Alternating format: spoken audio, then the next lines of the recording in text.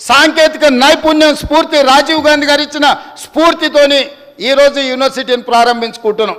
ఆర్థిక తత్వవేత్త, ఆర్థిక మేధావి 10 సంవత్సరాలు ఆర్థిక సరళీకృత విధానాలని దేశంలో ప్రవేశపెట్టి ప్రపంచంలోనే ఈరోజు ఈ దేశాన్ని వేగంగా ముందుకు నడిపించి 5 ట్రిలియన్ ఎకానమీ వైపు దేశాన్ని ముందుకు తీసుకెళ్లిన పివి నరసింహారావు గారిని ఈరోజు దృష్టిలో పెట్టుకొని ఈ స్కిల్ యూనివర్సిటీని మనం తెచ్చుకున్నాం అధ్యక్ష. ఇవాళ ఇంత గొప్ప ఆలోచన ప్రభుత్వం చేసి లక్షలాది మంది నిరుద్యోగ యువకులకు ఉద్యోగ ఉపాధి అవకాశాలు కల్పించి వాళ్ళు ఉద్యోగాల కోసం చేయిజాసడం కాదు, వాళ్ళే ఉద్యోగాలు కల్పించే విధంగా వాళ్ళలో నైపుణ్యం పెంచాలని ఇవాళ ప్రభుత్వం చేస్తున్నప్పుడు ప్రధాన ప్రతిపక్ష నాయకుడి సభలోకి వచ్చి ఇంత గొప్ప బిల్లు తీసుకొచ్చినప్పుడు ఏమైనా సూచనలు చేసి ఉంటే మేము స్వాగతించి ఉండేవాళ్ళం అధ్యక్ష. ఇవాళ చాలా ముఖ్యమైన సమయం.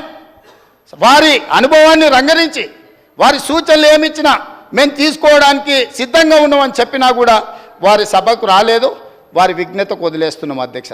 వచ్చిన వాళ్ళు వాకౌట్ చేసినారు, అది కూడా వాళ్ళ విజ్ఞతకు వదిలేస్తున్నాం అధ్యక్ష. మేమేం చెప్పదలుచుకోలేదు.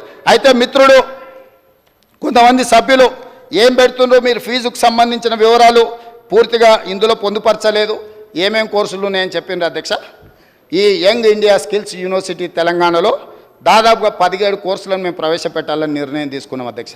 ఈ 17 కోర్సులు కూడా ఉద్యోగ ఉపాధి అవకాశాలు కల్పిస్తాయి. దీని నిర్వహణ కోసం పీపీపీ మోడల్ తీసుకొచ్చినాము. ఫీజులకు సంబంధించిన కూడా పూర్తి వివరాలు ఇచ్చినాము. అందులో కొన్ని అంశాలను తమ ద్వారా తెలంగాణ యువతకు నేను చెప్పదలుచుకున్న అధ్యక్ష.